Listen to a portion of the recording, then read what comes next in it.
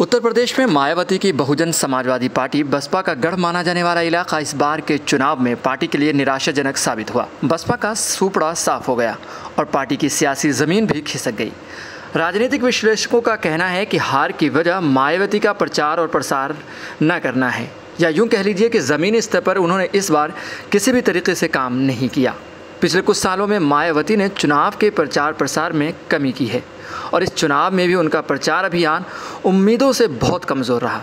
Party कार्यकर्ताओं और नेताओं में भी ये चीज़ें देखने को मिली। मायावती के चुनावी रैलियों की संख्या और प्रभावशीलता में कमी के कारण बसपा का जनाधार बहुत कमज़ोर हो गया। इसके अलावा दूसरे दलों ने भी अपने चुनावी अभियानों में बसपा के गढ़ों में गहनता से प्रचार किया, जिससे बसपा को बहुत नुकसान हुआ। समाजवादी पार्टी और भारतीय जनता पार्टी ने मायावती के कमज़ोर प्रचार का फ़ायदा उठाते हुए अपने उम्मीदवारों के लिए बेहतरीन कारकर्दगी साबित की। सबसे ज़्यादा उन्होंने कोशिशें की, लोगों से मेल मिलाप किया, जिससे कि इन पार्टियों को फ़ायदा हुआ। वहीं अगर विश्लेषकों की माने तो उनका कहना है कि मायावती ने समय रहते अगर अपनी सक्रियता यानी कि एक्टिवनेस नहीं दिखाई तो पार्टी के अंदर जो ढांचा है, जो उनका किला है, वो कमज़ोर हो जाएगा और फिर उसे गिरने से कोई बचा नहीं सकता। शायद बसपा इस पराजय से बच सकती थी अगर उसने थोड़ी सी एक्टिवनेस दिखाई होती। अब पार्टी को अपने भविष्य, अपने फ्यूचर के बारे में सोचना पड़ेगा, अपने पार्टी में सुधार करनी पड़ेगी। वहीं मायावती को अपनी नॉन एक्टिवनेस रवैये के लिए जवाब भी कहीं ना कहीं देना पड़ेगा। वहीं बीएसपी का दावा था कि ठाकुरों का वोट उनको मिल रहा है, लेकिन मंगल को जब नतीजे सामने आए तो देखा गया जीत तो दूर की बात है, बीएसपी दूसरे नंबर पे भी खुद को खड़ा नहीं कर पाई।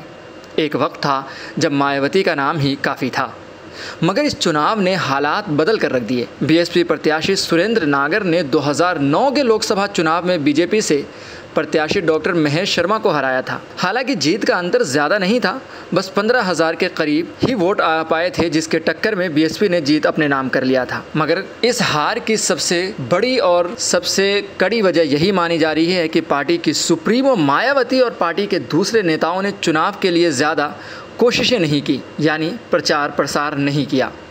यहाँ तक कि लोगों को खुद से जोड़ने में भी नाकामयाब रहे। खासकर नोएडा में बीएसपी का जनसंपर्क अभियान बिल्कुल ही ज़ीरो रहा। वहीं बुधवार को मायावती ने विस्तृत बयान जारी कर चुनाव नतीजों पर प्रतिक्रिया दी।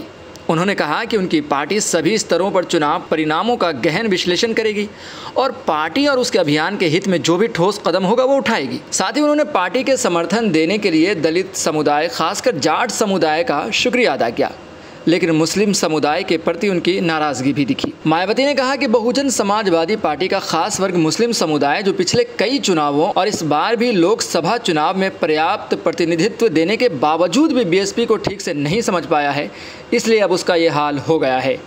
उन्हें सोचना चाहिए कि पार्टी खुद चुनाव में मौका देगी ताकि इस बार पार्टी को नुकसान न हो। वहीं बात करें दूसरी पार्टियों की तो गौरतलब है कि इस साल के लोकसभा चुनाव में बसपा ने 35 मुस्लिम उम्मीदवारों को टिकट दिया था। मंगलवार को घोषित लोकसभा चुनाव नतीजों में समाजवादी पार्टी ने उत्तर प्रदेश में सर्वाधिक 37 सीटों पर जीत हासिल की। उसके गठबंधन सहयोगी कांग्रेस को भी 6 सीटें मिली। वहीं मुस्लिम समुदाय परंपरागत रूप से सपा का वोटर माना जाता है और माना जाता है कि इस बार भी मुस्लिम समुदाय का वोट सपा और कांग्रेस को ज़्यादा मिला है।